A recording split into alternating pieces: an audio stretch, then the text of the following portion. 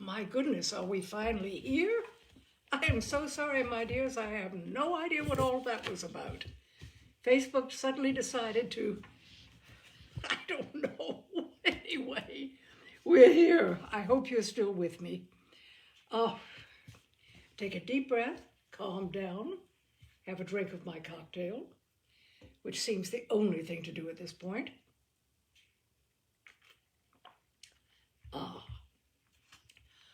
Whew, I hate these last-minute sudden things from Facebook that have me saying, what do you want me to do?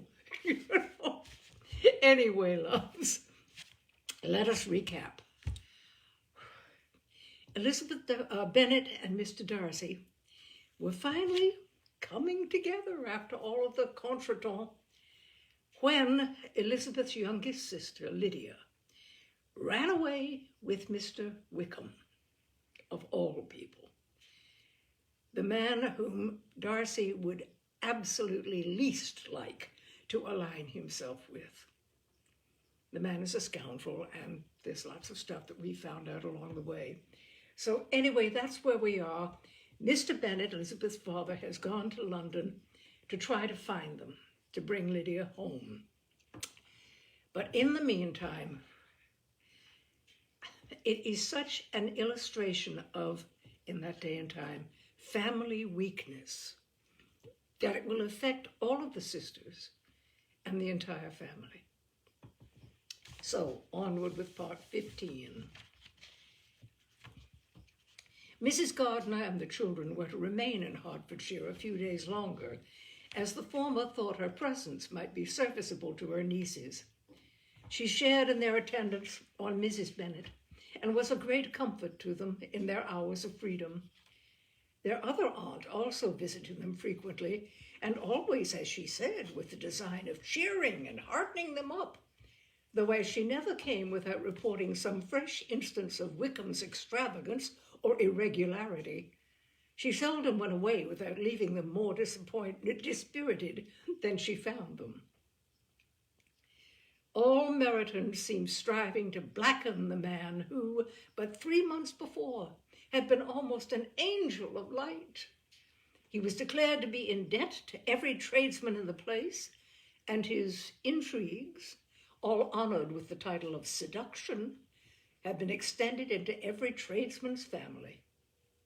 Everybody declared that he was the wickedest young man in the world, and everybody began to find out that they had always distrusted the appearance of his goodness. Elizabeth, though she did not credit above half of what was said, believed enough to make her former assurance of her sister's ruin still more certain. And even Jane, who believed still less of it, became almost hopeless, more especially as the time was now come if they had gone to Scotland, which she had never before entirely despaired of, they must in all probability have gained some news of them. Mr. Gardiner left Longbourn on Sunday. On Tuesday, his wife received a letter from him. It told them that on his arrival, he had immediately found out his brother and persuaded him to come to Gracechurch Street, that Mr. Bennet had been to Epsom and Clapham before his arrival, but without gaining any satisfactory information, and that he was now determined to inquire at all the principal hotels in town, as Mr. Bennet thought it possible they might have gone to one of them on their first coming to London, before they procured lodgings. Mr. Gardiner himself did not expect any success from this measure, but as his brother was eager in it, he meant to assist him in pursuing it. He added that Mr. Bennet seemed wholly disinclined at present to leave London, and promised to write again very soon. There was also a postscript to this effect: I have written to Colonel Forster to desire him to find out, if possible, from some of the young man's intimates in the regiment, whether Wickham has any relations or connections who would be likely to know in what part of the town he has now concealed himself. If there were anyone that one could apply to with the probability of gaining such a clue as that, it might be of essential consequence. At present, we have nothing to guide us. Colonel Forster will, I dare say, do everything in his power to satisfy us on this head. But on second thoughts, perhaps Lizzie could tell us what relations he has now living better than any other person. Elizabeth was at no loss to understand from whence this deference for her authority proceeded, but it was not in her power to give any information of so satisfactory a nature as the compliment deserved. She had never heard of his having had any relations except a father and mother, both of whom had been dead many years. It was possible, however, that some of his companions in the shire might be able to give more information, and though she was not very sanguine in expecting it, the application was a something to look forward to. Every day at Longbourn was now a day of anxiety, but the most anxious part of each was when the post was expected. The arrival of letters was the first grand object of every morning's impatience. Through letters, whatever of good or bad was to be told would be communicated, and every succeeding day was expected to bring some news of importance. But before they heard again from Mr. Gardiner, a letter arrived for their father from a different quarter, from Mr. Collins, which, as Jane had received directions to open all that came for him in his absence, she accordingly read. And Elizabeth, who knew what curiosities his letters always were, looked over her and read it likewise. It was as follows. My dear sir, I feel myself called upon by our relationship and my situation in life to condole with you on the grievous affliction you are now suffering under, of which we were yesterday informed by a letter from Hertfordshire. Be assured, my dear sir, that Mrs. Collins and myself sincerely sympathize with you and all your respectable family in your present distress, which must be of the bitterest kind, because proceeding from a cause which no time can remove. No argument shall be wanted on my part that can alleviate so severe a misfortune, or that may comfort you under a circumstance that must be of all others most afflicting to a parent's mind. The death of your daughter would have been a blessing in comparison of this. And it is the more to be lamented because there is reason to suppose, as my dear Charlotte informs me, that this licentiousness of behavior in your daughter has proceeded from a faulty degree of indulgence, though at the same time, for the consolation of yourself and Mrs. Bennet, I am inclined to think that her own disposition must be naturally bad, or she could not be guilty of such an enormity at so early an age. However, howsoever that may be, you are grievously to be pitied, in which opinion I am not only joined by Mrs. Collins, but likewise by Lady Catherine and her daughter, to whom I have related the affair. They agree with me in apprehending that this false step in one daughter will be injurious to the fortunes of all the others, for who, as Lady Catherine herself condescendingly says, will connect themselves with such a family? And this consideration leads me, moreover, to reflect with augmented satisfaction on a certain event of last November, for had it been otherwise, I must have been involved in all your sorrow and disgrace. Let me advise you then, my dear sir, to console yourself as much as possible, to throw off your unworthy child from your affection forever, and leave her to reap the fruits of her own heinous offense. I am, dear sir, etc., etc. Mr. Gardiner did not write again till he had received an answer from Colonel Forster, and then he had nothing of a pleasant nature to send. It was not known that Wickham had a single relation with whom he kept up any connection, and it was certain that he had no near one living. His former acquaintance had been numerous, but since he had been in the militia, it did not appear that he was on terms of particular friendship with any of them. There was no one, therefore, who could be pointed out as likely to give any news of him, and in the wretched state of his own finances, there was a very powerful motive for secrecy, in addition to his fear of discovery by Lydia's relations, for it had just transpired that he left gaming debts behind him to a very considerable amount. Colonel Forster believed that more than £1,000 would be necessary to clear his expenses at Brighton. He owed a good deal on the town, but his debts of honour were still more formidable. Mr. Gardiner did not attempt to conceal these particulars from the Longbourn family. Jane heard them with horror. "A gamester!" she cried. "This is wholly unexpected. I had not an idea of it." Mr. Gardiner added in his letter that they might expect to see their father at home on the following day, which was Saturday.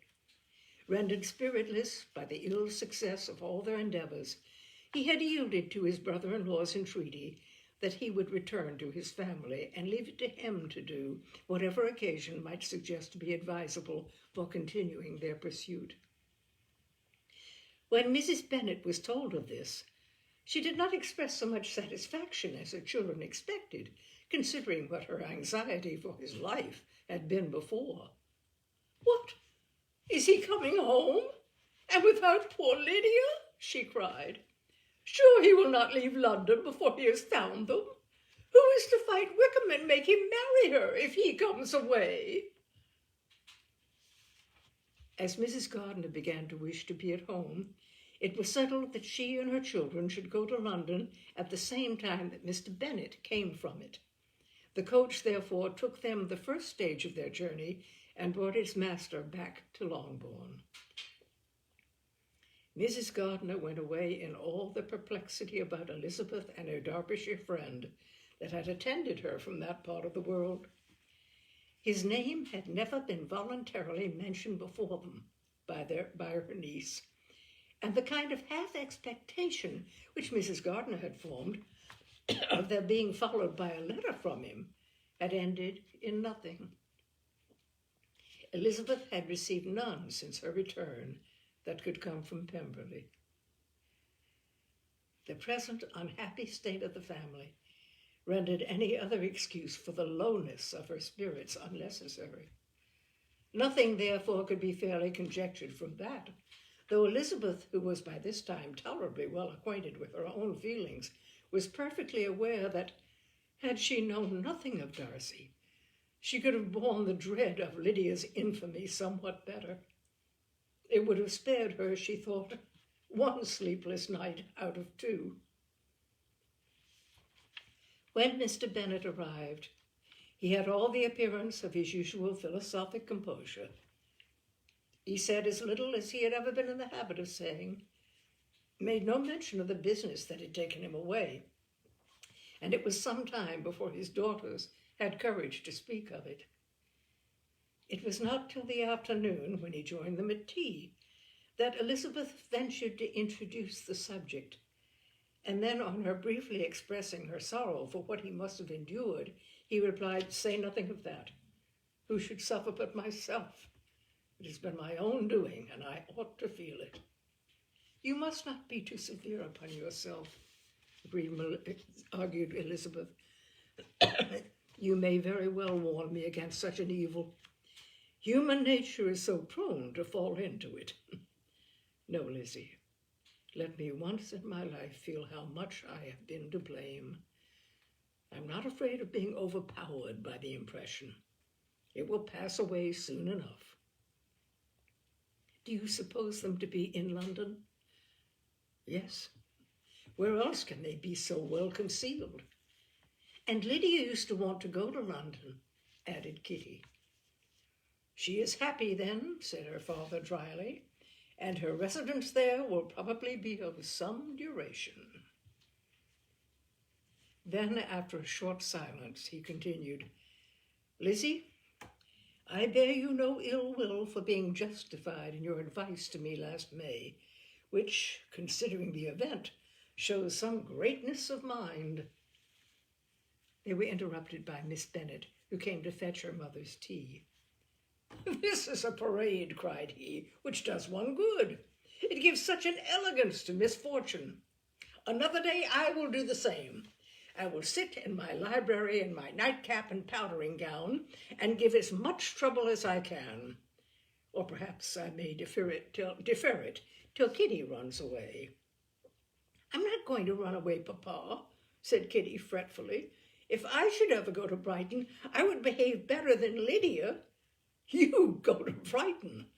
I would not trust you so near it as Eastbourne for £50. No, Kitty, I have at last learnt to be cautious, and you will feel the effects of it.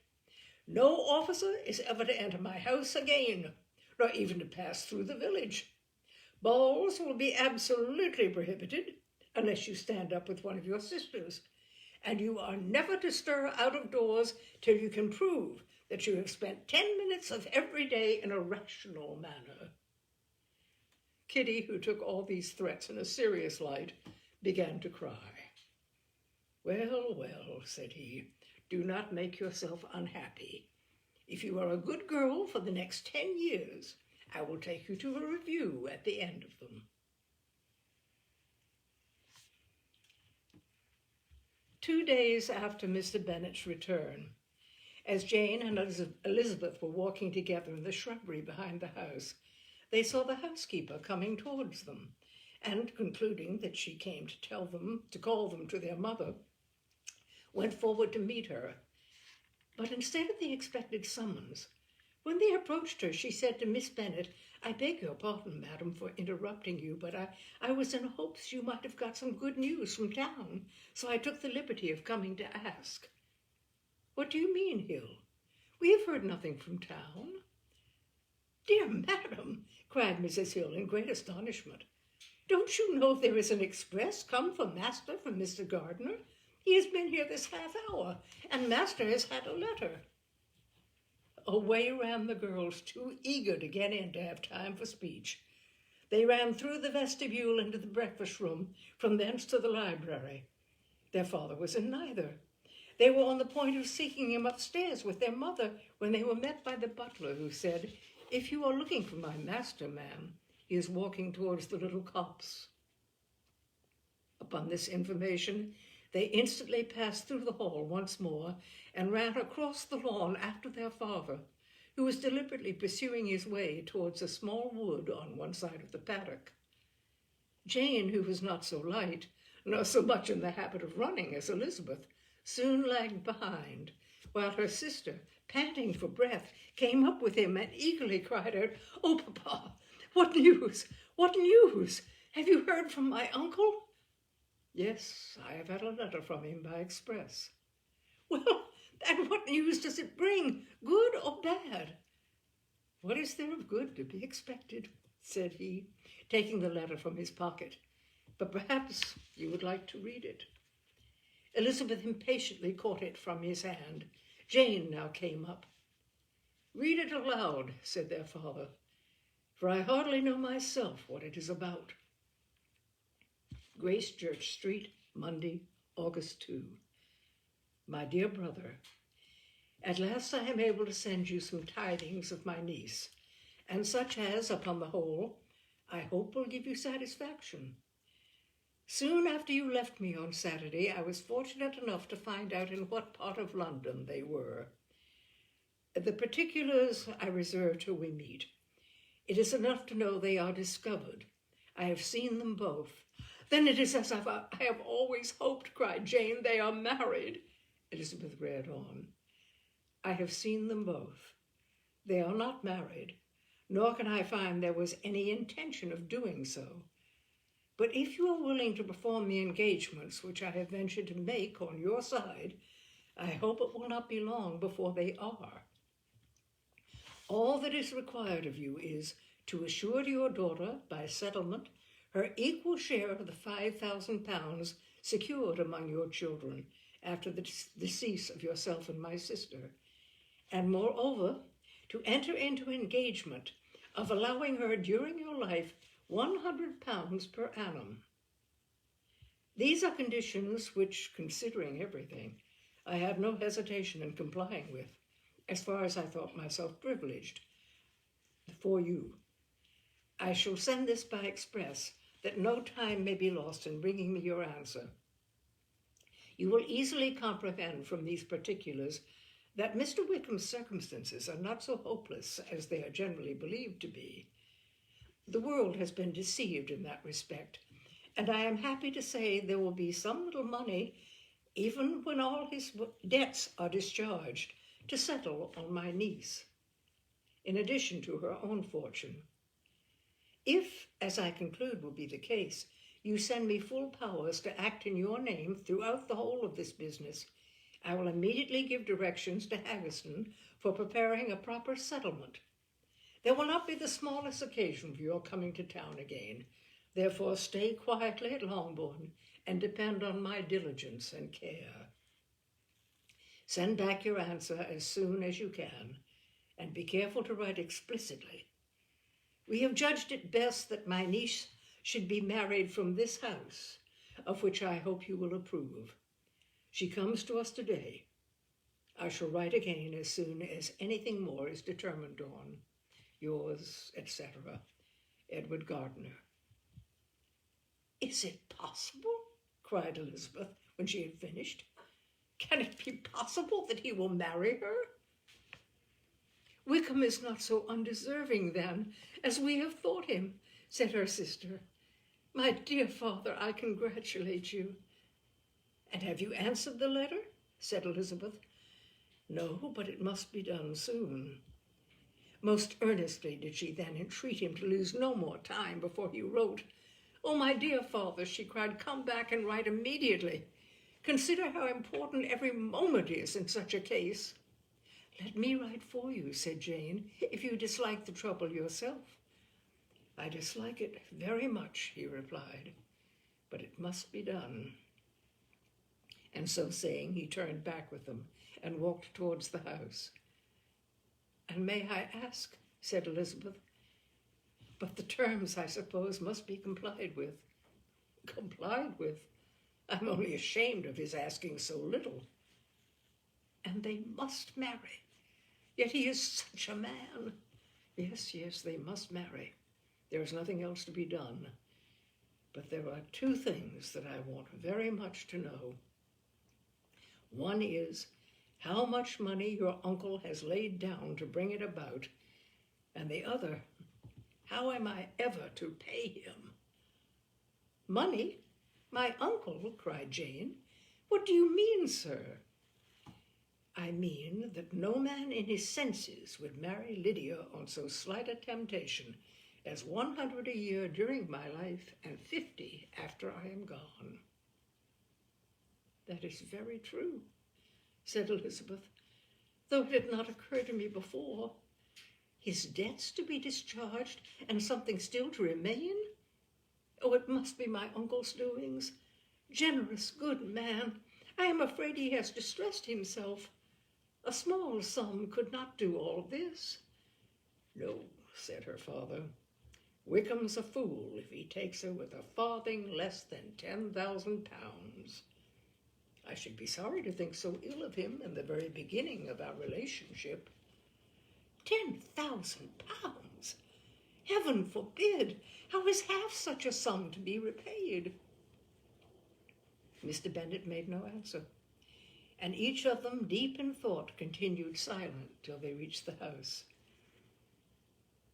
Their father then went to the library to write, and the girls walked into the breakfast room. And they are really to be married, cried Elizabeth, as soon as they were by themselves. How strange this is!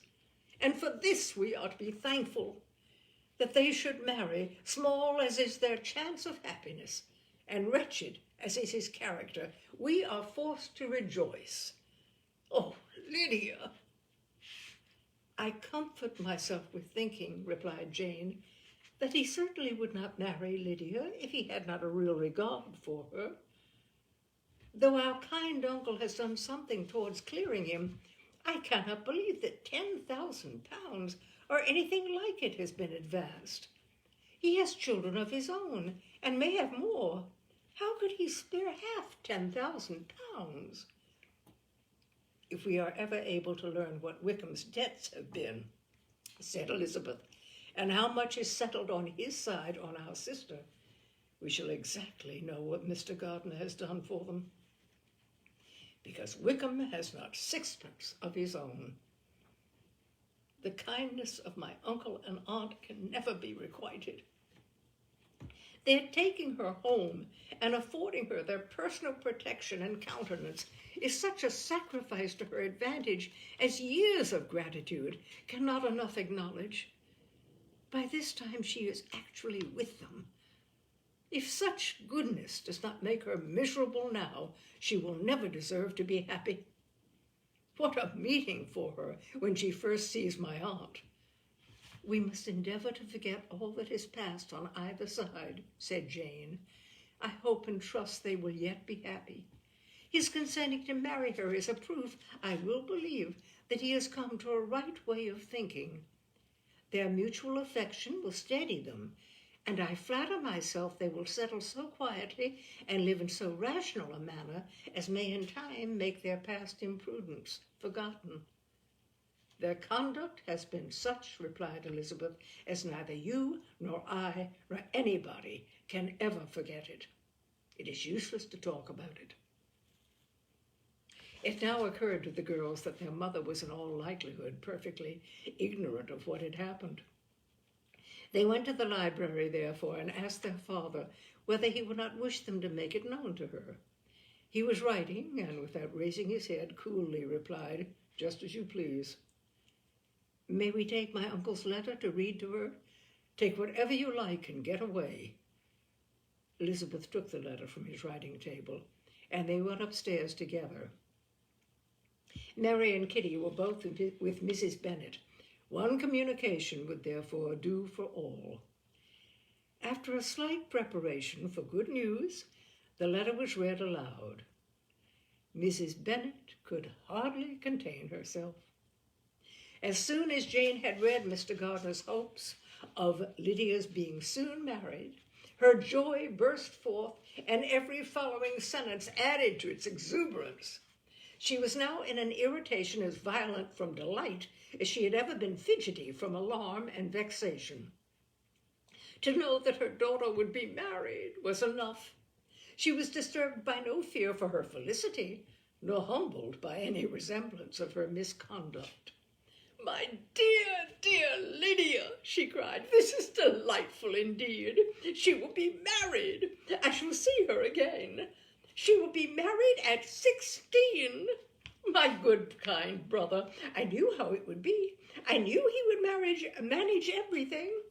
How I long to see her, and to see dear Wickham, too.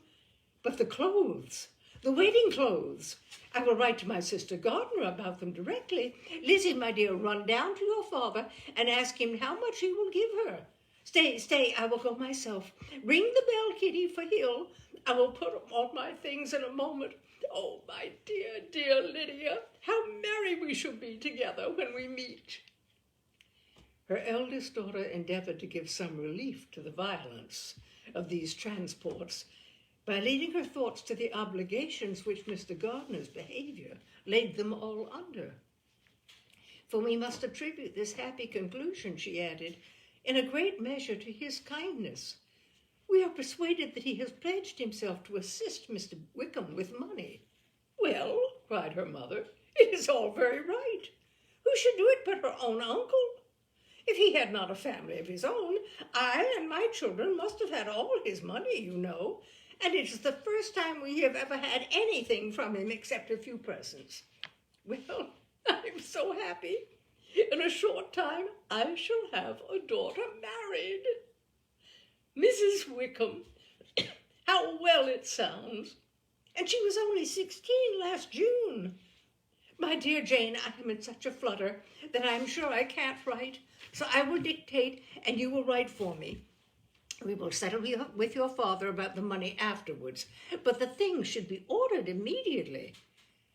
She was then proceeding to all the particulars of calico, muslin, and cambric, and would shortly have dictated some very plentiful orders, had not Jane, though with some difficulty, persuaded her to wait till her father was at leisure to be consulted. "One day's delay," she observed, "would be of small importance, and her mother was too happy to be quite as obstinate as usual. Other schemes, too, came into her head. "I will go to Meryton," said she, "as soon as I am dressed, and tell the good news to my sister Phillips. And as I come back, I can call on Lady Lucas and Mrs. Long. Kitty, run down and order the carriage. An airing would do me a great deal of good, I am sure. Girls, can I do anything for you in Meryton? Oh, here comes Hill. My dear Hill, have you heard the good news? Miss Lydia is going to be married, and you shall all have a bowl of punch to make merry at her wedding." Mrs. Hill began instantly to express her joy. Elizabeth received her congratulations among the rest, and then, sick of this folly, took refuge in her own room that she might think with freedom. Poor Lydia's situation must at best be bad enough, but that it was no worse she had need to be thankful. She felt it so, and though, in looking forward, neither her rational happiness nor worldly prosperity could be justly expected for her sister, in looking back to what they had feared only 2 hours ago, she felt all the advantages of what they had gained. Mr. Bennet had very often wished before this period of his life that instead of spending his whole income, he had laid by an annual sum for the better protection of his children, provision of his children, and of his wife, if she survived him. He now wished it more than ever. Had he done his duty in that respect, Lydia need not now have been indebted to her uncle for whatever of honor or credit could now be purchased for her.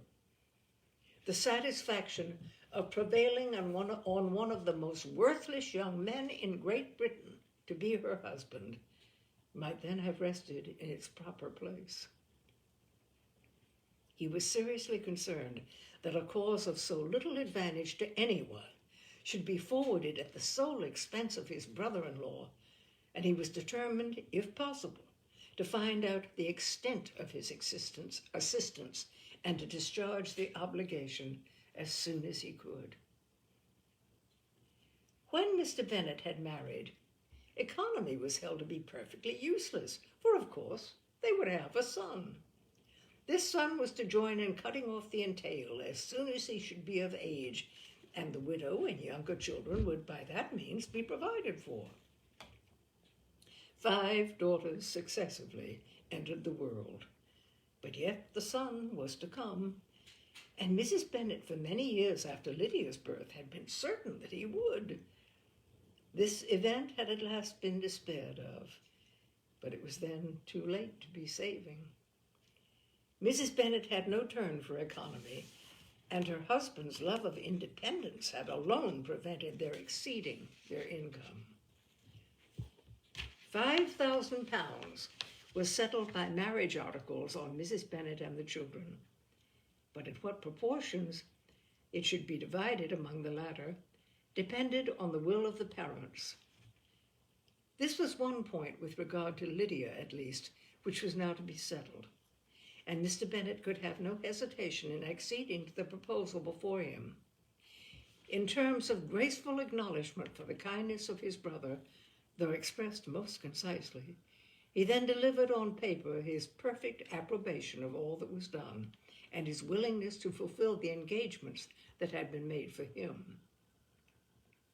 He had never before supposed that, could Wickham be prevailed on to marry his daughter, it would be done with so little inconvenience to himself as by the present arrangement. He would scarcely be £10 a year. He would scarcely be £10 a year the loser by the 100 that was to be laid down, for what with her board and pocket allowance, and the continual presents in money which passed to her through her mother's hands, Lydia's expenses had been very little within that sum. That it could be done with such trifling exertion on his side, too, was another very welcome surprise, for his chief wish at present was to have as little trouble in the business as possible. When the first transports of rage which had produced his activity in seeking her were over, he naturally returned to all his former indolence. His letter was soon dispatched, for though dilatory in undertaking business, he was quick in its execution. He begged to know farther particulars of what he was indebted to his brother, but was too angry with Lydia to send any message to her. The good news quickly spread through the house, and with proportionate speed through the neighborhood. It was borne in the latter with decent philosophy. To be sure, it would have been more for the advantage of conversation had Miss Lydia Bennet come upon the town, or, as the happiest alternative, been secluded from the world in some distant farmhouse. But there was much to be talked of in marrying her, and the good-natured wishes for her well-being which had proceeded before from all the spiteful old ladies in Meryton lost but little of their spirit in this change of circumstances, because with such an husband her misery was considered certain. It was a fortnight since Mrs. Bennet had been downstairs, but on this happy day she again took her seat at the head of her table, and its spirits oppressively high. No sentiment of shame gave a damp to her triumph. The marriage of a daughter, which had been the first object of her wishes since Jane was 16, was now on the point of accomplishment, and her thoughts and her words ran wholly on those attendants of elegant nuptials, fine muslins, new carriages, and servants. She was busily searching through the neighborhood for a proper situation for her daughter, and without knowing or considering what their income might be, rejected many as deficient in size and importance. Hay Park might do, said she, if the Gouldings would quit it, or the great house at Stoke, if the drawing-room were larger. But Ashworth is too far off. I could not bear to have her 10 miles from me. And as for Purvis Lodge, the attics are dreadful. Her husband allowed her to talk without interruption while the servants remained. But when they had withdrawn, he said to her, Mrs. Bennet, before you take any or all of these houses for your son and daughter, let us come to a right understanding. Into one house in this neighborhood they shall never have admittance. I will not encourage the impudence of either by receiving them at Longbourn. A long dispute followed this declaration, but Mr. Bennet was firm. It soon led to another, and Mrs. Bennet found with amazement and horror that her husband would not advance a guinea to buy clothes for his daughter. He protested that she would receive from him no mark of affection whatsoever on the occasion. Mrs. Bennet could hardly comprehend it. That his anger could be carried to such a point of inconceivable resentment as to refuse his daughter a privilege without which her marriage would scarcely seem valid, exceeded all that she could believe possible. She was more alive to the disgrace which the want of new clothes must reflect on her daughter's nuptials than to any sense of shame at her eloping and living with Wickham a fortnight before they took place. Elizabeth was now most heartily sorry that she had, from the distress of the moment, been led to make Mr. Darcy acquainted with their fears for her sister. For since her marriage would so shortly give the proper termination to the elopement, they might hope to conceal its unfavorable beginning from all those who were not immediately on the spot. She had no fear of its spreading farther through his means. There were few people on whose secrecy she could more confidently have depended, but at the same time there was no one whose knowledge of a sister's frailty would have mortified her so much. Not, however, from any fear of disadvantage from it, individually to herself at any rate, for there seemed a gulf impossible between them. Had Lydia's marriage been concluded on the most honorable terms, It was not to be supposed that Mr. Darcy would connect himself with a family where to every other objection would now be added an alliance and relationship of the nearest kind with the man whom he so justly scorned. From such a connection, she could not wonder that he would shrink. The wish of procuring her regard, which she had assured herself of his feeling in Derbyshire, could not in rational expectation survive such a blow as this. She was humbled, she was grieved, she repented, though she hardly knew of what. She became jealous of his esteem when she could no longer hope to be benefited by it. She wanted to hear of him when there seemed the least chance of gaining intelligence. She was convinced that she could have been happy with him when it was no longer likely they should meet. What a triumph for him, as she often thought, could he know that the proposals which she had proudly spurned only 4 months ago would now have been gladly and gratefully received.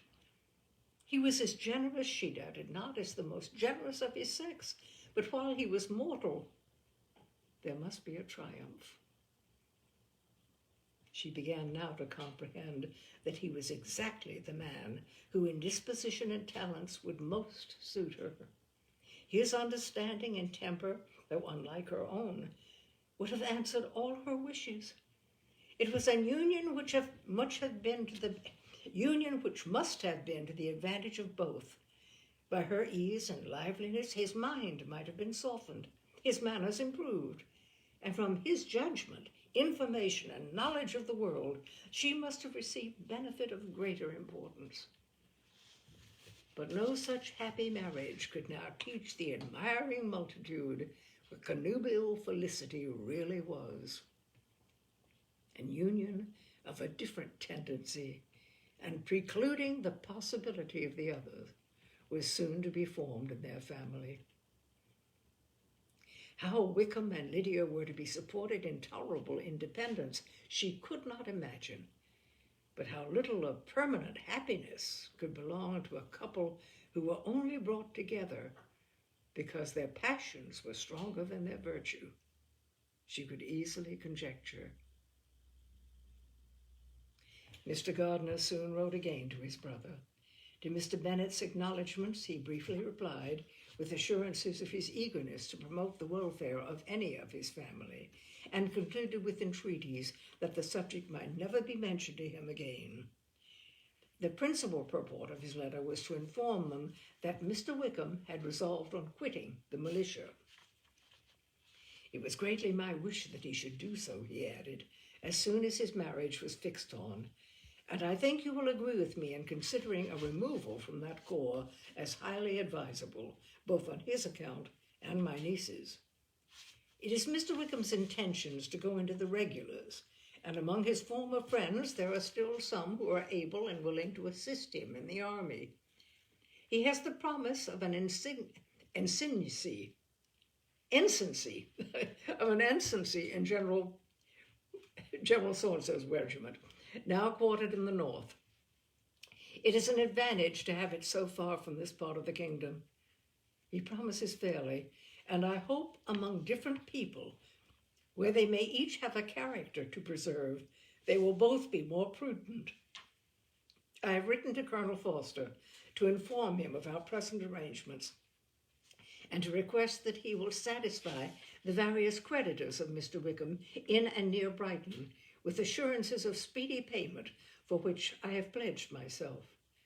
And will you give yourself the trouble of carrying similar assurances to his creditors in Meryton, of whom I shall subjoin a list according to his information? He has given in all his debts. I hope at least he has not deceived us. Haggerston has our directions, and all will be completed in a week. They will then join his regiment, unless they are first invited to Longbourn, and I understand from Mrs. Gardiner that my niece is very desirous of seeing you all before she leaves the south. She is well, and begs to be dutifully remembered to you and her mother. Yours, etc., E. Gardiner. Mr. Bennet and his daughters saw all the advantages of Wickham's removal from the shire as clearly as Mr. Gardiner could do. But Mrs. Bennet was not so well pleased with it. Lydia's being settled in the north, just when she had expected most pleasure and pride in her company, for she had by no means given up her plan of their residing in Hertfordshire, was a severe disappointment. And besides, it was such a pity that Lydia should be taken from a regiment where she was acquainted with everybody and had so many favourites. She is so fond of Mrs. Forster, said she, it would be quite shocking to send her away. And there are several of the young men, too, that she likes very much. The officers might not be so pleasant in general a regiment. His daughter's request, for such it might be considered, of being admitted into her family again before she set off for the north, received at first an absolute negative. But Jane and Elizabeth, who agreed in wishing for the sake of their sister's feelings and consequence that she should be noticed on her marriage by her parents, urged him so earnestly, yet so rationally and so mildly, to receive her and her husband at Longbourn, as soon as they were married, that he was prevailed on to think as they thought and act as they wished, and their mother had the satisfaction of knowing that she would be able to show her married daughter in the neighbourhood before she was banished to the north. When Mr. Bennet wrote again to his brother, therefore, he sent his permission for them to come, and it was settled that as soon as the ceremony was over, they should proceed to Longbourn.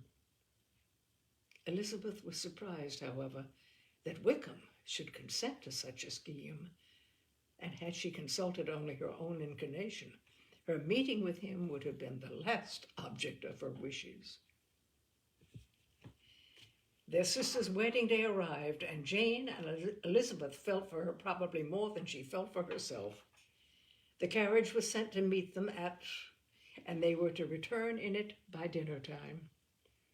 Their arrival was dreaded by the elder Miss Bennets, and Jane more especially, who gave Lydia the feelings which would have attended herself had she been the culprit, was wretched in the thought of what her sister must endure. They came. The family was assembled in the breakfast room to receive them. Smiles decked the face of Mrs. Bennet as the carriage drove up to the door.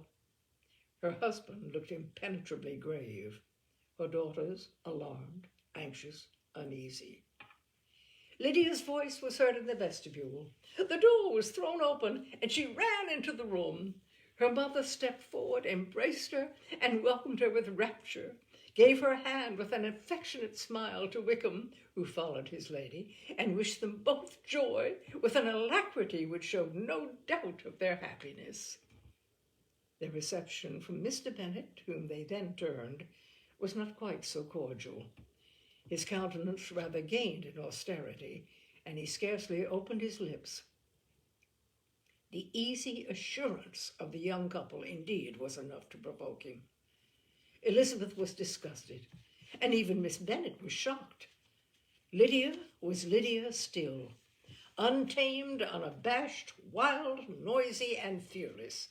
She turned from sister to sister, demanding their congratulations, and when at length they all sat down, looked eagerly round the room, took notice of some little alteration in it, and observed with a laugh that it was a great while since she had last been there. Wickham was not at all more distressed than herself, but his manners were always so pleasing that, had his character and his marriage been exactly what they ought, his smiles and his easy address, while he claimed their relationship, would have delighted them all. Elizabeth had not before believed him quite equal to such assurance, but she sat down, resolving within herself to draw no limits in future to the impudence of an impudent man. She blushed, and Jane blushed, but the cheeks of the two who caused their confusion suffered no variety of colour. There was no want of discourse. The bride and her mother could neither of them talk fast enough, and Wickham, who happened to sit near Elizabeth, began inquiring after his acquaintance in that neighborhood with a good-humored ease which she felt very unable to equal in her replies. They seemed each of them to have the happiest memories in the world. Nothing of the past was recollected with pain, and Lydia led voluntarily to subjects which her sisters would not have alluded to for the world. "Only think of it being 3 months," she cried, "since I went away. It seems but a fortnight, I declare. And yet there have been things enough happened in the time. Good gracious! When I went away, I'm sure I had no more idea of being married till I came back again, though I thought it would be very good fun if I was." Her father lifted up his eyes. Jane was distressed. Elizabeth looked expressively at Lydia, but she, who never heard nor saw anything of which she chose to be insensible, gaily continued, "Oh, Mamma, do the people hereabouts know I am married today? I was afraid they might not, and we overtook William Goulding in his curricle, so I was determined he should know it, and so I let down the side glass next him and took off my glove and let my hand just rest upon the window frame so that he might see the ring. And then I bowed and smiled like anything." Elizabeth could bear it no longer. She got up and ran out of the room and returned no more till she heard them passing through the hall to the dining parlor.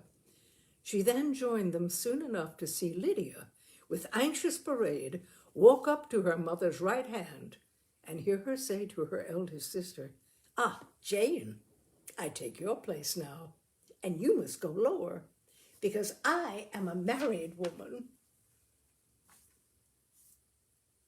And that is part 15 of Pride and Prejudice. Oh my, it do get convoluted. Oh, my dears, thank you for being with me. We will carry on next Wednesday at 6, hopefully with no sudden surprises by Facebook.